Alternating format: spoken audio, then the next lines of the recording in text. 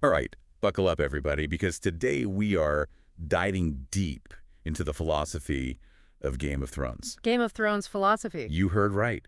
And we've got a whole stack of sources here. A character analysis book, a philosophy study guide, and get this, even a French YouTube video breakdown. Wow. Yeah, pretty wild, right? Mhm. Who would have thought that Westeros could get so existential? Not me, but I'm definitely intrigued. Me too. I mean, Yeah. think about it for a second. It's not just about the dragons and the battles and who ends up on the Iron Throne. This show really makes you think about some big questions, like power, morality, fate, free will. And the choices we make when it feels like the world is falling apart. Exactly. And what's really interesting is that French video we mentioned, it argues that Game of Thrones actually makes you sympathize with characters that you initially hated and question the ones you thought were the heroes. Really? Yeah, kind of flips everything on its head. I can definitely see that. There were times when I found myself rooting for characters who had done some pretty messed up things. Right. It's like the show blurs the lines between good and evil and forces us to confront our own biases and judgments. And all of our sources seem to agree that Game of Thrones really forces us to think about what makes a good leader, especially in a world that's full of chaos and impossible decisions. So true.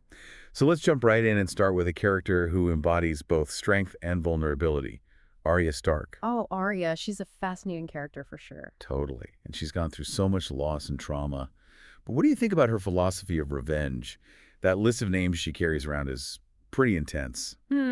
Yeah, the French video calls it revenge, but I almost wonder if that's a bit of an oversimplification. What do you mean? I mean, Arya's journey is so shaped by trauma, Yeah. right? In that list, it's not just about getting even for her. It becomes an obsession, almost a way to cope with all the chaos she's experienced. That's a great point because it makes me think about how we all deal with difficult situations. Uh-huh. Do we seek revenge or do we find other ways to heal and move forward? Right, exactly. And speaking of moving forward, we can't forget about Arya's training as a faceless man. That whole becoming no one thing is pretty central to her development. It's like she has to shed her old identity to become who she needs to be. It's not just about physical transformation, though, right? It's about stripping away everything you think you know about yourself so you can become anyone you need to be in any given moment.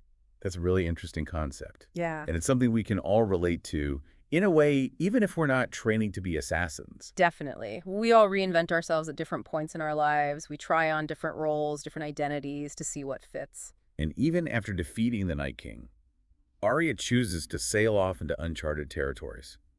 She's not content with settling down. It's like she's still searching for something. It's like the show is saying that the journey never really ends, and sometimes the most fulfilling path is the one less traveled. Okay, but what about the characters who actually thrive on chaos? Like Littlefinger. His whole chaos is a ladder philosophy is pretty chilling, isn't it? Oh, absolutely. He's a classic example of a nihilist. He believes that life is ultimately meaningless, so why not exploit the chaos for your own personal gain? Which is scary because we see that happening all the time in the real world, too. Yeah, people who manipulate situations to their advantage, who take advantage of others' weaknesses. It's a dark side of human nature for sure. But Littlefinger gets outmaneuvered in the end, right? He becomes a victim of the very chaos he creates. It's true. And by Sansa, no less. The student surpassing the master, as they say. Talk about poetic justice.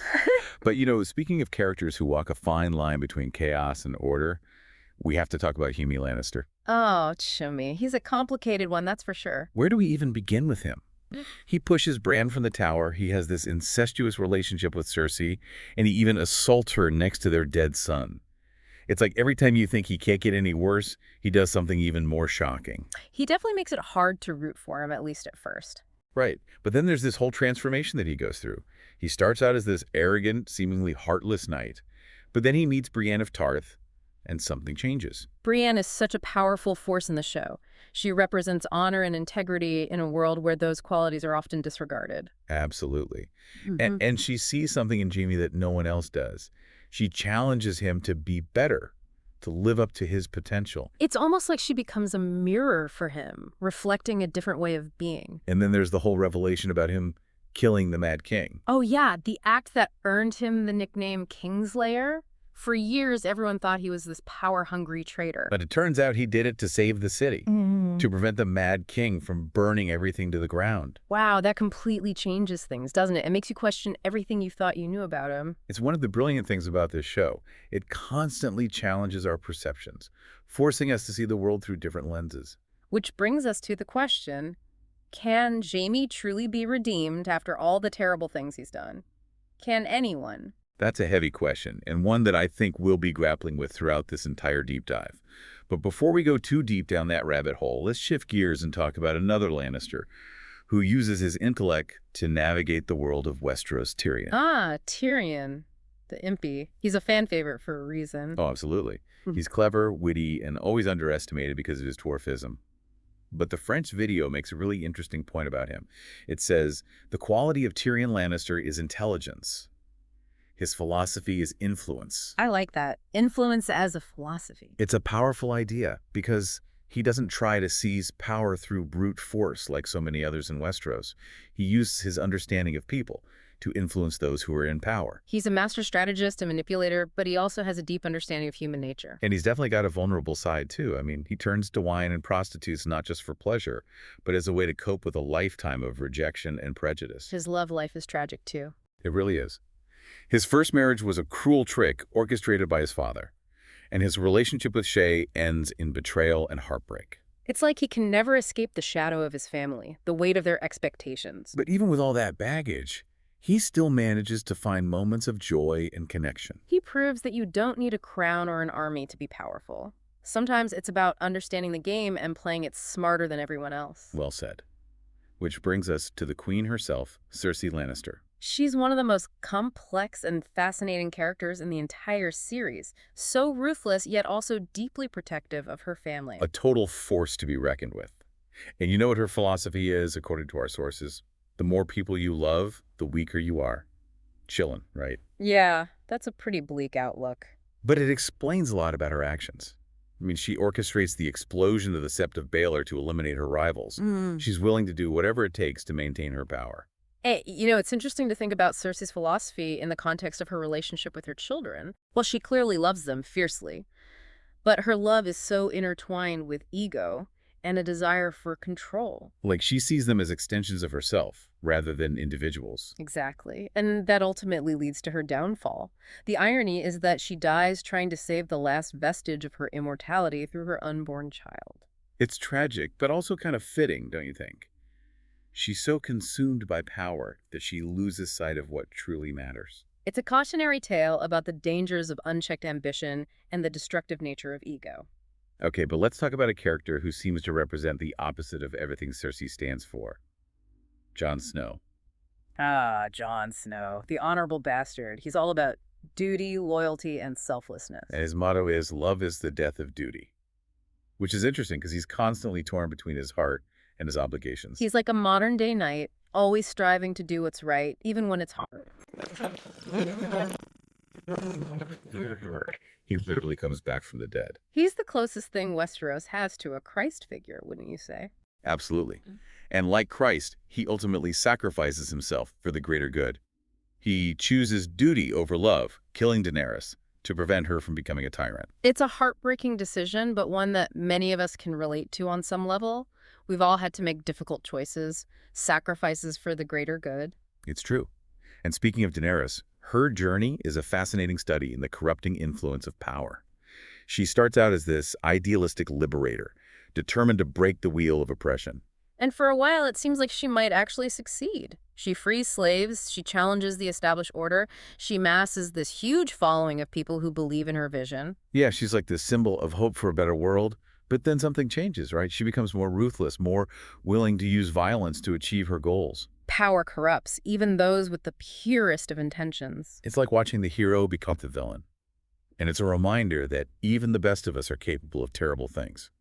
And her famous line, "I will break the wheel," it becomes this ironic statement because she ends up becoming part of the very system she was trying to destroy. That's a really great point. And it makes you wonder if her destiny was predetermined or if she had the agency to choose a different path. The whole nature versus nurture debate, right? How much of who we are is shaped by our genetics and how much is shaped by our experiences. Exactly. And in Daenerys' case, it's like she's battling both her own inner demons and the weight of her family's history. It's a complex and tragic story, but it also raises some really important questions about the nature of leadership, the dangers of unchecked power, and the seductive nature of revenge. We've covered so much ground already, and I feel like we've only just scratched the surface. Game of Thrones is so rich with philosophical themes and ideas. It's amazing. It really is. And what's so impressive is how the show manages to weave these complex ideas into a compelling and entertaining narrative. Agreed. It's not just a bunch of philosophers sitting around talking about abstract concepts. Yeah. Right. It's a story about people, about their struggles, their triumphs, their failures. And it's a story that has something to say about the world we live in today. It forces us to confront difficult questions about power, morality, and the choices we make. And it reminds us that even in the darkest of times, there's always hope. There's always the potential for change. There's always the possibility of redemption. That's a beautiful thought, and it makes me want to go back and rewatch the entire series with fresh eyes. Me too. I feel like we could talk about this show for hours and still only scratch the surface. But we've got to take a break for now. We'll be back in a few minutes to continue our deep dive into the philosophy of Game of Thrones. It's funny you mentioned selfless leadership because it feels like that's at the core of Jon Snow. Oh, totally. He really does seem to put duty above all else. Yeah, you know that quote we talked about earlier, love is the death of duty? That pretty much sums him up, right? Yeah, it really highlights that struggle between his personal feelings and his obligations to the realm. And it's that sense of duty that ultimately leads him to kill Daenerys.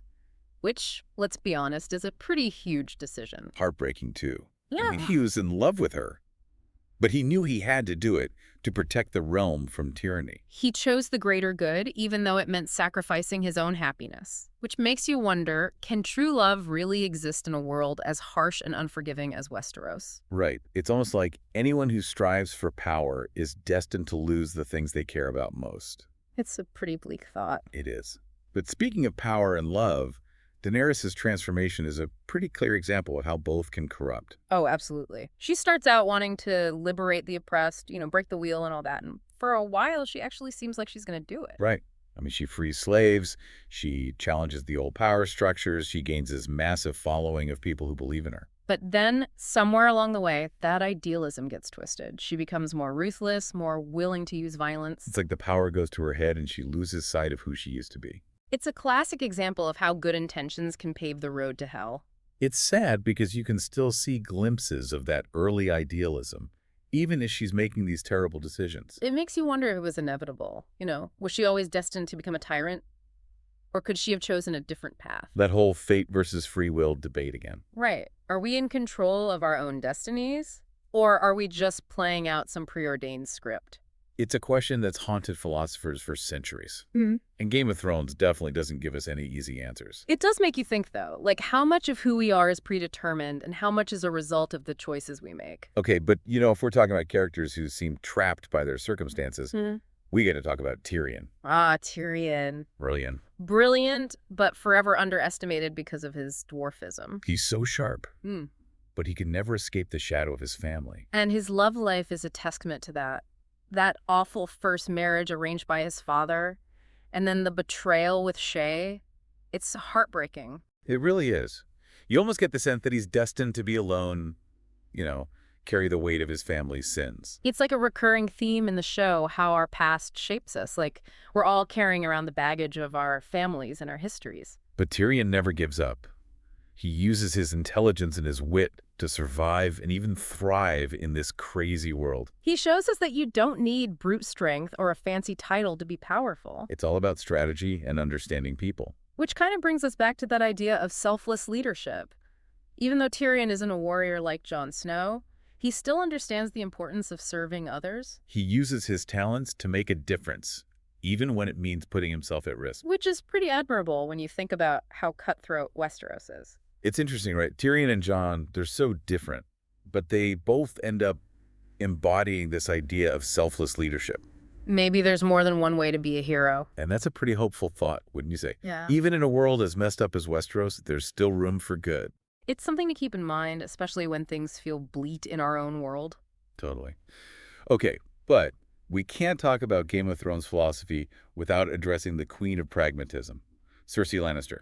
Ah, Cersei. The ultimate survivor. She's ruthless and ambitious, Mm-hmm. but you can't deny she's also incredibly smart. And fiercely protective of her family. Right. I mean, that quote we mentioned earlier, the more people you love, the weaker you are. Yeah. That pretty much sums up her worldview, She sees vulnerability as weakness. which is why she's willing to do whatever it takes to stay in power. She manipulates, she schemes, she even blows up the Sept of Baelor. Talk about extreme measures. It's scary how far she's willing to go. But her actions raise some important questions, right? Like, what is the true nature of power? And how far are we willing to go to protect the people we love? It makes you wonder if she was always destined to be this way or if she was corrupted by the Game of Thrones. Think a chicken or the egg scenario. And it's fascinating to compare her with Jon and Tyrion. They all come from this incredibly dysfunctional family, but they end up taking such different paths. It's like the show is saying that even when we share the same origins, we still have the power to choose who we become. And those choices have consequences, sometimes pretty devastating ones. Okay, but even Cersei, with all her ruthlessness, has moments of vulnerability. Especially when it comes to her children. It's like her love for them is the one thing that can pierce through that armor of hers. Which makes her even more tragic. She's capable of love, but she doesn't know how to express it in a healthy way. It's all tangled up with her ego and her desire for control. Which ultimately leads to her downfall. She destroys everything she loves in her pursuit of power. It's a cautionary tale, for sure. It reminds us that even the strongest among us are still human. We all have our weaknesses. Okay, so we've talked about a lot of heavy stuff, Mm-hmm. but one of the things that makes Game of Thrones so compelling is how it balances those dark themes with moments of humor and hope. Oh, yeah, absolutely. There are definitely some laugh-out-loud moments. And those moments are so important because they remind us that even in the midst of all this chaos and violence, life goes on. People find ways to connect, to find joy. And that's what makes it so relatable, even though it's set in this fantastical world. Right. It's a story about people, about their relationships, their dreams, their fears. It's about the human condition. Which is something we can all connect to, no matter who we are or where we come from. Exactly. And I think that's what makes the philosophy of Game of Thrones so powerful. It's not just abstract ideas. It's about how those ideas play out in the lives of real people. And it makes us think about our own lives, our own choices, our own values. It challenges us to be better, to strive for a world where compassion and understanding prevail. And that's a message that resonates, even long after the series has ended. Totally. It's a show that stays with you. All right, well, we're just about out of time for this part of our deep dive, but we'll be back in a few minutes to wrap things up and share some final thoughts on the philosophy of Game of Thrones. All right, so we're back. And, something that really sticks with me after all this talk about Game of Thrones is how the characters deal with trauma. Oh, yeah, for sure. I mean, they're constantly facing death and betrayal. It's a pretty rough world. It really is. And it makes you wonder how they even function, Well, they all have different ways of coping, right? Some turn to violence, some turn to humor, some just shut down completely. Like Arya, for example. She channels all that rage and grief into becoming a warrior. Yeah, revenge becomes her driving force. But does it really bring her peace? I mean, she's still haunted by her past, even after she crosses all those names off her list. It's like the show is saying that revenge might feel good in the moment, but it doesn't really solve anything. It makes you think about how we deal with trauma in our own lives, right? Do we seek retribution? Or do we try to find a path towards forgiveness? Tough questions. And the show doesn't offer any easy answers, which I appreciate. Me too. It just shows how complex these issues are. And, it's not just about individual characters. The show also explores how different families and cultures deal with trauma. Oh yeah, like the Starks versus the Lannisters. Total opposites. Right. The Starks are all about honor and duty, even when it's painful. The Lannisters are more pragmatic, they'll do whatever it takes to survive. It's our families and the cultures we grew up in really shape how we see the world and how we react to adversity. Totally. Like nature versus nurture. Right. Which has a bigger influence. It's the age-old question. And Game of Thrones just adds another layer to it. It really makes you think. And speaking of things that make you think, this show's exploration of identity is really fascinating too. Oh, yeah, for sure. Like with Arya becoming no one, that whole faceless men training is wild. She literally sheds her identity to become a completely different person. Which makes you wonder what really defines who we are, right? Is it our name, our family, our past experiences? Or is there something deeper, something more essential that remains, even when all that's stripped away? It's deep stuff. And it's something we all grapple with at some point in our lives, I think. Absolutely. Like we all go through periods of transformation, times when we have to question who we are and what we believe in. And sometimes those transformations are painful, but they can also be incredibly liberating. It's like the show is saying that even in a world as messed up as Westeros, there's always hope for growth and change. We can choose to be defined by our past, or we can choose to create a new future for ourselves. Such a powerful message. And it brings us back to that French video we talked about earlier. The one that said if everyone was like Jon Snow, there wouldn't be any need for a Game of Thrones. Yeah, exactly. It's like, what if we all strive to be a little more like Jon? More honorable, more selfless. More willing to put the needs of others before our own. It's a pretty tall order, but it's a worthy goal, wouldn't you say? Absolutely. And it's something we can all work towards even in our own small ways. Like, just trying to be a little more understanding, a little more compassionate. Yeah, and recognizing the humanity in everyone, even those who are different from us. Exactly. It's about building a world where power isn't about dominance and control, but about service and collaboration. Man, that's a world I would love to live in. Me too. And I think Game of Thrones offers a glimpse of what that world could look like, even though it's set in this brutal and often tragic world. It's like the show is saying, hey, things might be messed up right now, but it doesn't have to be this way. We can choose a different path. We have the power to change the game. And that's a really empowering thought. Wow, I'm kind of speechless right now. This deep dive has really blown my mind. What about you? I'm with you. Game of Thrones is so much more than just a fantasy show. It's a reflection of our own world, our own struggles, our own potential. It makes you think about the big questions, stuff that really matters. And it reminds us that even in the darkest of times, there's always hope. There's always the possibility of redemption. There's always a chance to make things better. Exactly. Well, I think we've said just about everything we can say about Game of Thrones for now, at least. Yeah, I think our brains are officially fried. Mine too. But in a good way.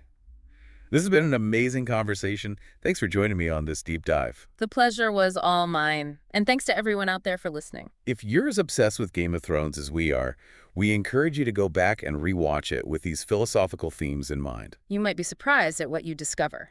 And who knows, maybe you'll even find some inspiration to make the world a little bit better. Now that's a worthy goal. Couldn't agree more. Until next time, keep exploring, keep questioning, and keep the conversation going.